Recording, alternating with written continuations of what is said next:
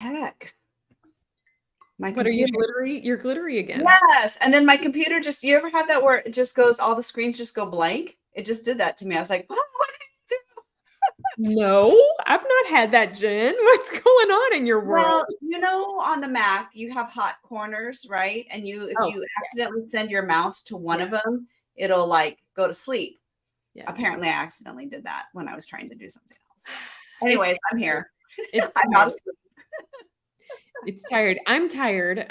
Like your computer, we're having. I didn't get to tell you this before we started going live. We're having major cat problems. Have I told you about? Oh, No. major. Timmy has been to the emergency room twice in a week and a half, and I wasn't quite sure how last night was going to go. But he's fine.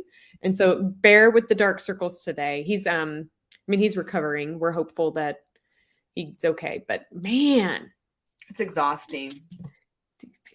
being a caretaker in any form or fashion, as I know you know, Yes. is very exhausting. Worth it, but exhausting. Yeah. You know how on Facebook it'll show your memories, 12 years ago, 10 years ago, or Yeah. whatever.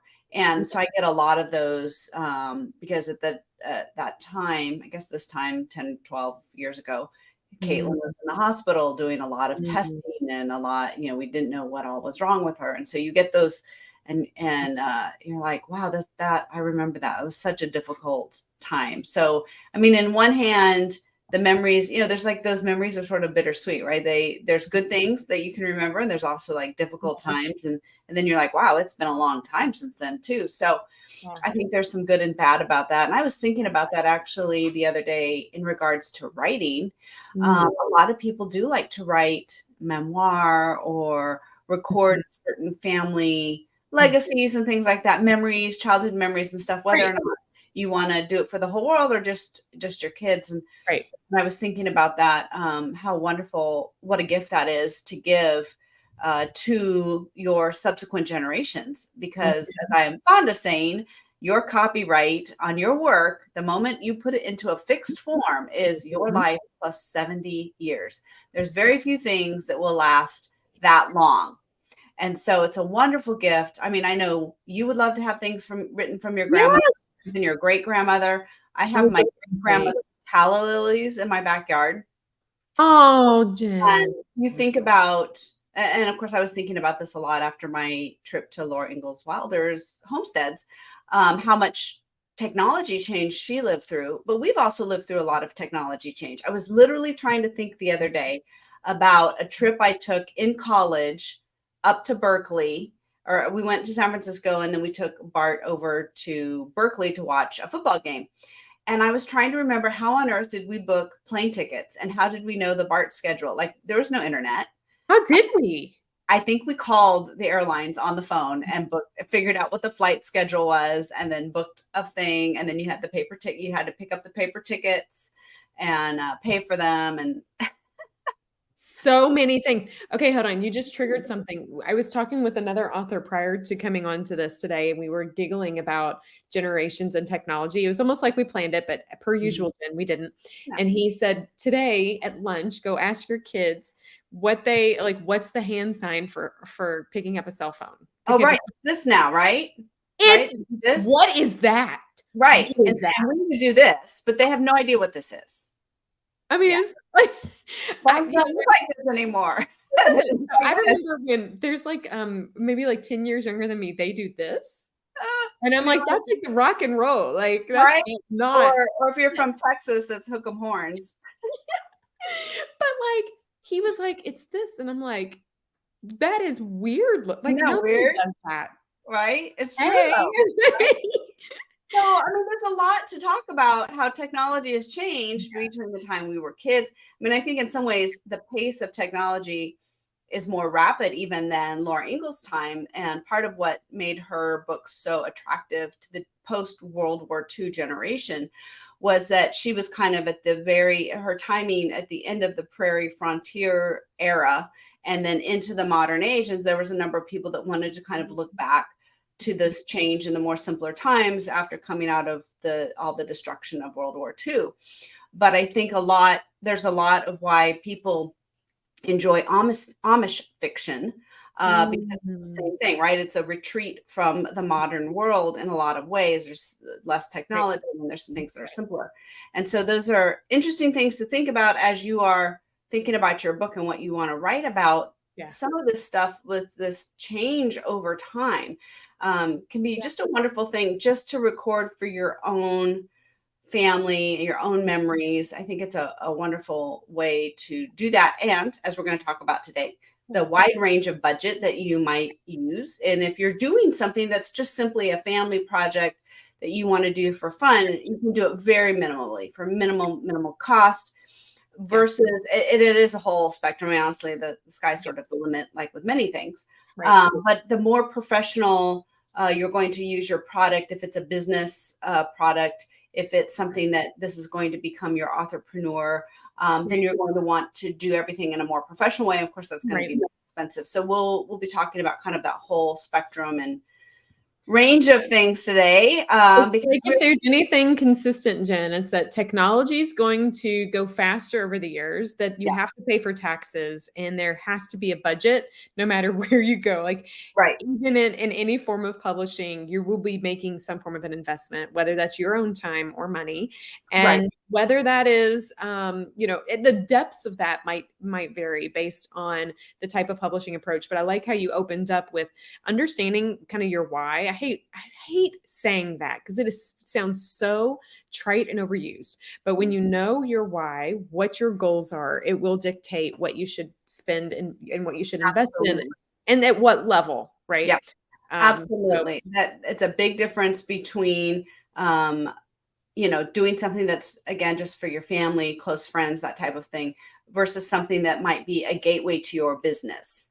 yeah, Those are very different goals, very different whys. And so absolutely. we always start every project with what is your goal? Why are you doing this? What do you want to accomplish? Yeah. Knowing that will help us figure out which path you want to go down. Yeah. So I'd say the two things are that are the most critical to spend your budget on once you have determined what it is professional editing and a cover. Absolutely. And those are going to be your biggest expenses too, They are. right? They are. So again, with the editing, as we've talked, you can go find our other beyond the page where we've talked about editing, which was just the previous Yeah. series. But the editing, what there's a wide range, right? And so again, depending on what you want to accomplish, if it's just something that's going to be a low level product here for your family, you can afford to give it to your neighbor who's an English teacher or your friend's kid who just graduated with an English degree, right? Right. You can give it to them and spend a couple $100 or, buy them dinner or whatever, right? But language changes all the time. Professional publishing standards are different than necessarily, it's not just grammar, it's not just punctuation, right? It's the whole flow, it's the whole structure. And so a developmental edit that looks at those things, that's expensive because it's time consuming. And the bigger your book, the more it's going to cost. I mean, that makes sense, but it takes more time. If you think about it for me, a developmental edit will run 20 to 40 hours. And it's not something that you can just sit down at 8 in the morning and go straight through till 5 o'clock in the afternoon. You can edit really in depth for about 2 hours. Cal Newport calls this, deep work. We've talked about deep work before. Writing, editing, all that. When you're really, really into it, it burns a lot of glucose in your brain, and you can only do so much of it at a time before you become very, a lot less effective. I can literally feel in my brain when I've hit the limit because I'm reading the same thing over and over, or I'm just kind of skimming. I'm like, wait a minute, it's time to break. So when you understand that, you understand why it's so expensive, right? Because now I'm blocking off, 4 to 6 weeks on my calendar to work on this project. And then you're also getting, in my case, 20 years of publishing experience to make your book, and I would say with the developmental edit, this is this thing that will take your book to the next level, right? So it's one thing just to correct for typos and grammar and sentence structure, but to take it to the next level, you need somebody who really understands the process and what you're trying to accomplish, whether it's fiction or nonfiction. And so that's why that piece is really going to be the most expensive part of it. And good editors are usually booked out several months. So, I sometimes have someone who will say, hey, can you get this in next week? I'm like, no, unless your name's Stephanie, the answer is no. This is her. This is Jen's, public accountability on a book I'm working on. But no, honestly, I think you hit the nail on the head in regards to the editing. So like how you're investing in editing is really determined on what your goals are. Right. Some people have editorial boards or beta readers who can help a bit with the developmental part. I mean, they don't know it intimately like a developmental editor does, but they can give you some insights to let you know if you're headed down the right direction. But I tell everybody, you must have a copy edit. Like that is a non-negotiable, and a proofing. And it should not be you on either of those because you're too darn close. You don't see it. I can't tell you how many times you just don't see it. And then the cover. So the reason both of these are important is because people judge a book by its cover. So if you want to get a book read, it's your very first marketing piece, the very first thing they're going to see. Yep. Yeah. And the author that I was just chatting with before we got on gave me a recommendation of a book. And it's one, I'm not going to say it here because I don't want to slander the book any. It's going to be a great book. It has a really great reputation. The cover is horrific. I went and put it on Amazon and I'm like, what a bad cover. But covers matter. So you need to draw them in, and then you want to make sure they love it. And they find value in it. So then they become word of marketing ambassadors for you. And so both of those are important investments. Hands down, must happen. And then, Jen, I think next beyond that, it's more like some of the intricacies. So people don't think about needing to get an ISBN. It's a low cost, but it is a cost. Right. And please make a promise to me, friends out there in cyberspace. And you might feel differently, Jen, on this, but I'm like because I've had to clean it up too many times. Don't buy your own ISBN. Don't let the publishing platform give it to you. And the reason being is if you ever want to make a change, you don't get it. So I've had to do some cleanup. So I use Bowker, but that's not everybody. I like Bowker. Bowker is the only one in the US that is the legitimate person to buy ISBNs from. Anyone else is not a legitimate. I like how you say ISBN. I say ISBN. Which one's right? Well, I don't know. That's how I said it in publishing. Tomato. Yeah. If you're in the publishing industry, it's an ISBN. If you have not worked directly in traditional publishing, it's an ISBN. So just pick it. We also say SKUs instead of SKUs, stock keeping units. Anyway. What you say is okay. So I say SKU. Yeah, that's what you would say, right? A SKU. Yeah, but other people would say an SKU, wouldn't they? Yeah, maybe. Every industry has its own little insider jargon, right? Yeah. I send people a lot. Dave Chesson has a really great article on his Kindlepreneur site with about ISBNs. Yeah. Do you need one? What's the deal with the free ones versus the paid ones? And so there are a lot of cases where I will say, especially if you've got a low-level project, go check out that article and then tell me what you want to do. I would say because what happens is the bottom line is if you go with a free one, that company platform is registered as your publisher, and it's registered under them. Versus if you go to Bowker, you own that name. I don't know how many people will actually look up the ISBN of your book, but if you are trying to sell into bookstores and libraries and bigger name things, you don't want them to go, oh, that's an Amazon free ISBN. You want it to be under your name. And if you're going to do multiple books, having under your name can be really, really important. If you're just doing something, again, for your family or smaller, then it's probably not nearly as big of a deal. But yeah, definitely educate yourself on the pros and cons of that for sure. And if, what I've found is with authors who want a global distribution outside of Amazon and they want to use Ingram Spark, for instance, that's where some of the ISBN journey happens because that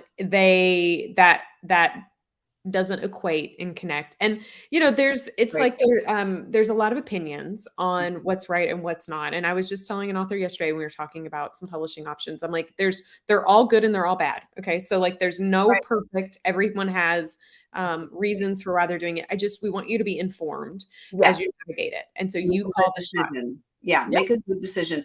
And I mean, the ISBN just stands for International Standard Book Number, right? And the idea is it's a tracking number that's to track your book across multiple platforms. So, and you get one per format. So ebook has one, your print book has one, Yeah. your audiobook has one. And so if your need is to track it across multiple platforms, you're going to need the same number, right? But if you're just going to put it up on Amazon, then it's probably not nearly as important.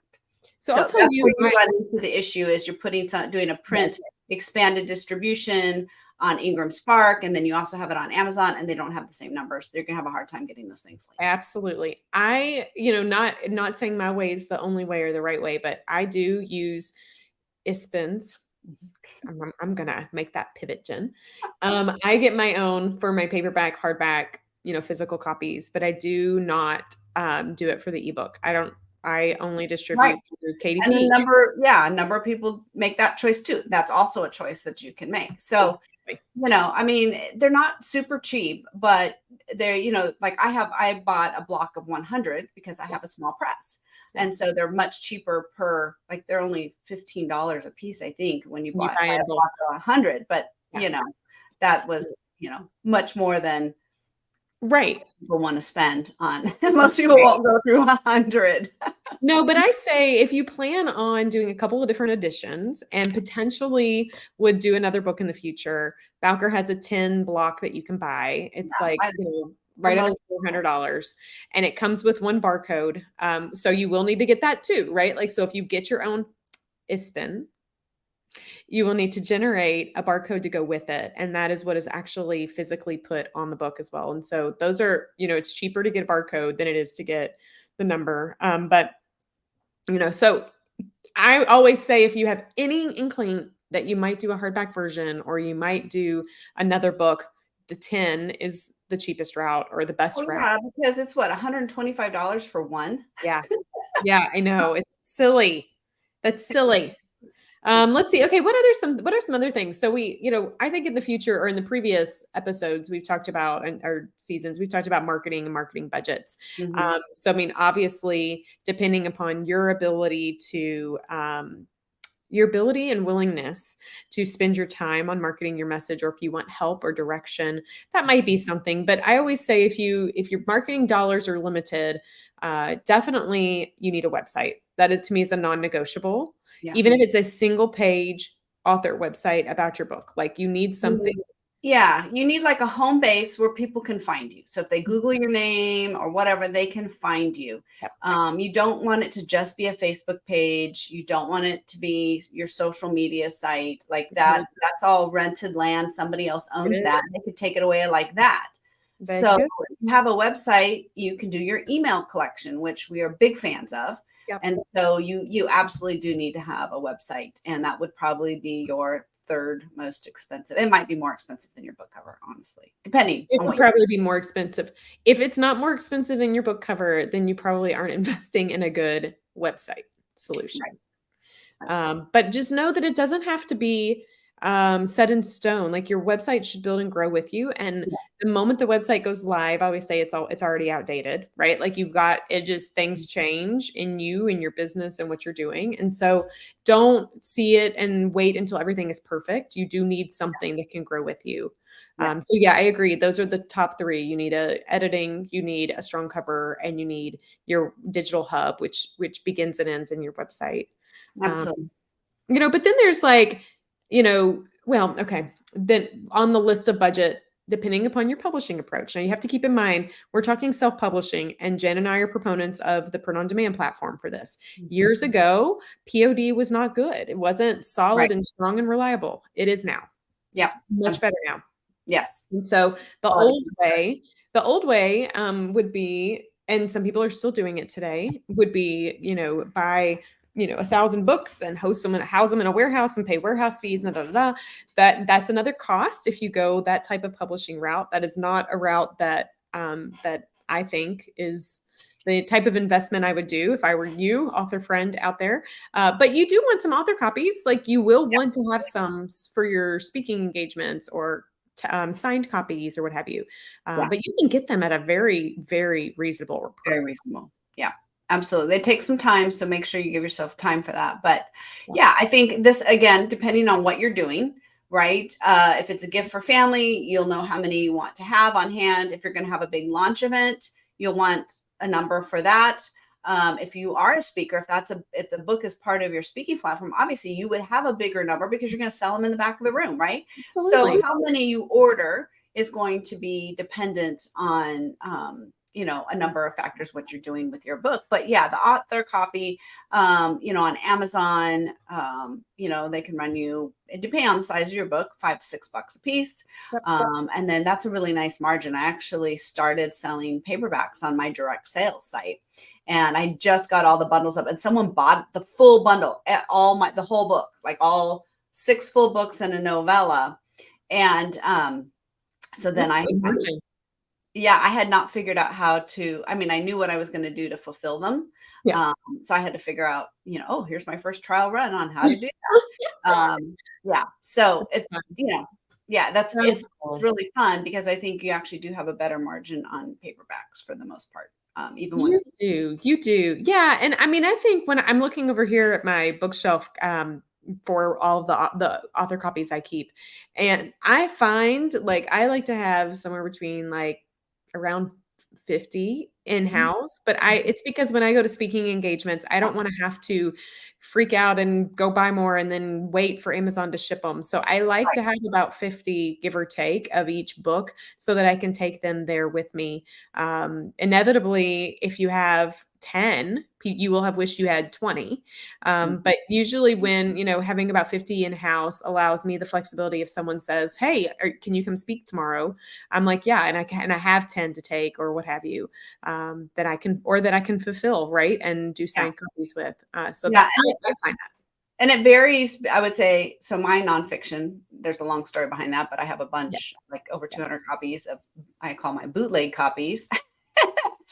Long story, we won't get into here. But my fiction, I tend to only buy about 10 of each because I have so many more books, right? In fact, behind me, my bookshelves are kind of leaning because it's getting kind of skinny up there. I need to order some more author copies. So I do have people that I know in my world who are like, oh, can I just buy a copy, get a signed copy from you? And so, yes, I like to do that. So I like to have a number, but if I had, in the past I've had 10 sections, but that gets to be a lot. So I try to have 17 books, Jen. Yeah, it's a lot. So I try to keep 3 to 5 of each easily accessible, unless I know if I'm going someplace where I will have a signing or whatever. But you need a 3-week lead time to get those. So that's something to keep in mind. And yeah, like you're saying, if you regularly do, like you do, events where you get asked to speak locally and things like that, it's nice to be able to have them on hand to be able to do that. And if it's part of it, especially in the nonfiction world, if this is part of your business strategy where you are giving them away, then you're going to want to have a large number on hand. So factor that in. It doesn't sound like a lot when you're thinking of it, but you're paying $5 a piece and you order 50, that's $250. Yeah. So, plus shipping. So it adds up. The other thing though around that is if you're going to have physical copies with you, you also, and this, I wouldn't call this a cost, but this is maybe a time investment. You want to make sure you have a system in place where if people are going to buy the books from you, that they can. Yes. How do they pay you, right? How do they pay you? Are you going to do Venmo? Are you going to, I just ordered a credit card taker for it. Is it with Square? Is it a Square credit card? No, I ordered it through Stripe. I had a Square. But I've gone everything to Stripe now. So I ordered it. Stripe had their own, and it's a tab or a policy or whatever. But I'm doing an in-person event in October, and I thought, I should just get one of these because it's easier. We have a lot more options now. But if this is something if it's a one-off thing, then that's different. But if this is something you're going to do on a regular basis, you should look professional, right? If you're doing a lot of in-person events, being able to take people's credit cards is a big deal. A lot of people just don't carry cash anymore. And so it makes it, especially if you want to sell, if your product is good for gifts, if you can package it in certain ways or whatever. I know a lot of fiction authors that do a lot of good work around the holidays when they go to all the church and the school fairs and bazaars where they have all the booths and Yes. stuff.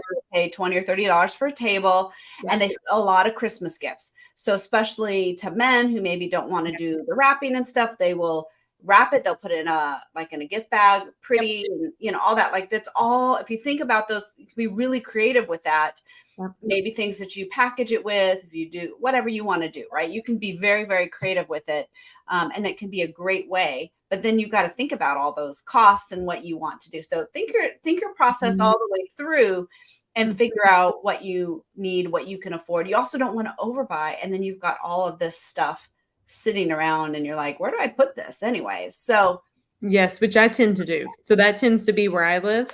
Because I get super excited, but then I'm like, well, but you never know. But I like you thinking, helping, us remind us to think through A, do you have the funds to do it? B, how are you going to use it? And C, how are you going to store it? Because all of those are really important. But I also love the idea about the Christmas gifts things. I love thinking about experiential elements with our books. So what could you do and what could you add? I'll give you all a tip. There's my first book came out in 2018 and I had a workbook to go with it. And I have a journal, and I put together a bundle where all of those came together with some bath salts. And everywhere I go, I sell out on my bundles, sell out. And I'm like, so totally surprised, but I shouldn't be, because to me, I'm like, well, why? Like this book's been around for 5 years. But it's the process of the bundle. Like people I love the bundle experience. Yeah. So it is true. They say, if you want to sell books, write more, because that will do it. You can even, package a tea or something, or a mug. You've got the Plant Lady mug that goes. Yes. I know there was a gal that wrote a suspense book, and she would include a nightlight in her package. Oh, how cute! We're gonna read it. You wanted a nightlight because it would like keep you up, and that's awesome. That was fun. That was really creative. So I love the idea of being creative. And again, those things cost, right? So even if you start building your basket and you're thinking about, well, this is only $3, this is only $5, make sure then by the time you sell your basket, you're going to get your money back, right? Yes. You have to you sit down with a pen and paper. I do that with my bundle. I'm like, okay, what was my cost? What was the value? So what is my cost? What is the value if they bought it separately? And then what is the value they will get where they buy it together? Why would they choose to do that? But definitely make sure that you are, that it is worth your time and your energy. Xana is saying that she's working on some print on demand merchandising too, like tote bags. Yeah. Anything that lifts the message from the book and invites it into the lives of your readers, people will get excited about. Jen, there's lots of other things like, if you do different translations or an audiobook or now you're running a business. So like sales tax, there's other things to think about, but I think we've highlighted the core ones today. Are there any that you think we've missed or? Well, I think those are the main things to think about. I do think a lot of people jump in without thinking about going back to their why, what they want to accomplish, and then thinking about, okay, well, how much is all this going to cost? Do I have the budget for it? How much do I need to save or budget, or how do I need to make this work so I don't run out of cash partway through a project, right? So spend some time really thinking about what you want to accomplish, how you think you might get there, even if it's not set in stone yet. It doesn't have to be.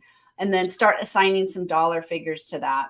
Mm-hmm. And then work your plan from there. But be thinking about it and what you want to accomplish and how important each of those steps are to your why and what you want to. Zan brings up, she brings up a couple purposes. Oh, I love it. Okay. So I'm just going to bring them up and then we'll wrap up today's, but I think they're important. One, she says she lives far away. Zan lives in Spain from her core readers, so they can order and it's shipped to them directly, which is great. And that takes some of the stuff out. But I did want to mention, if you are shipping within the States, I don't know how it works beyond, but you can always ship media mail for books, and it is a cheaper shipping process.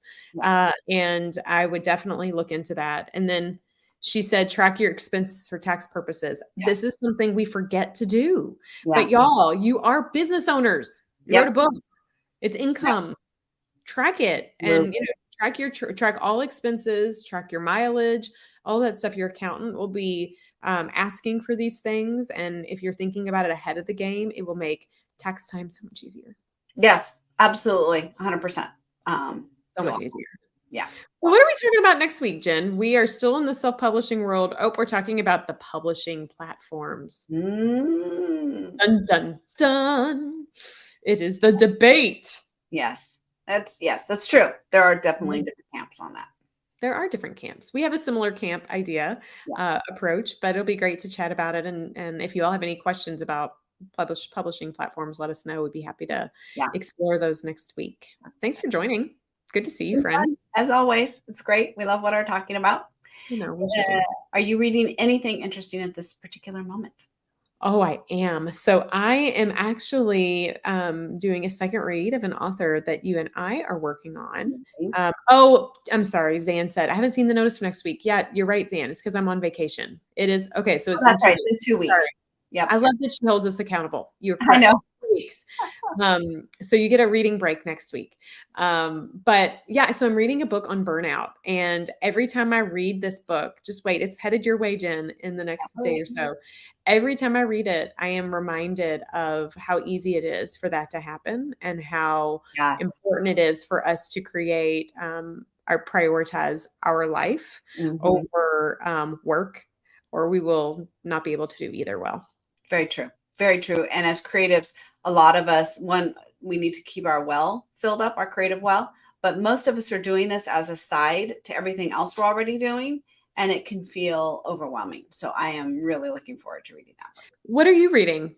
Soon it will be this book, but what are you reading before then? I'm still reading The Idea Factory about Bell Labs. It's a very thick book. Mhm. And I'm reading the part where it's coming into World War II, and so how they talk about how that really forced all of their technology to grow so much more quickly. They did things in 2 or 3 years that normally would have taken them maybe 10 or 20 years, and that's really fascinating. How sort of that old saying, "Mother is the necessity is the mother of invention," right? So they're talking about the invention of radar and how that came Mhm. about, and very interesting, really fascinating stuff. I really love the create. I think even in invention and science, there's a huge part of creativity to that.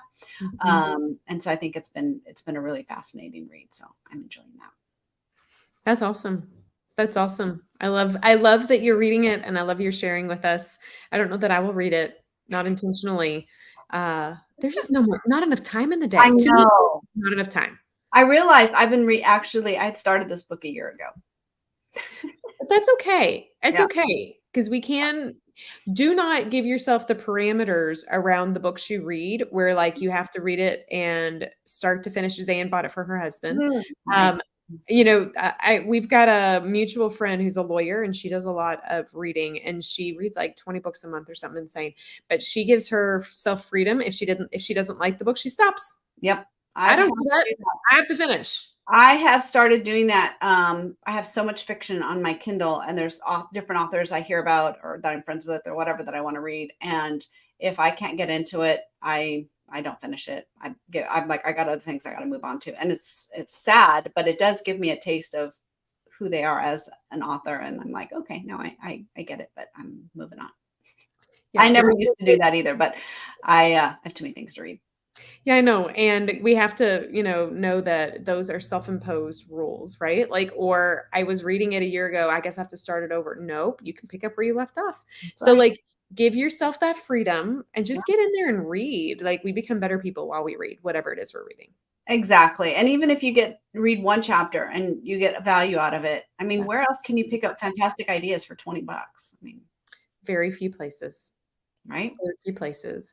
Well, in 2 weeks, Jen, thank you, Zan. 2 weeks, we will be back and we will be talking about platforms. Between now and then, my toes will touch the sand, and we will have fun. I will be working on my manuscript more. So when I come back, Jen, it's for you.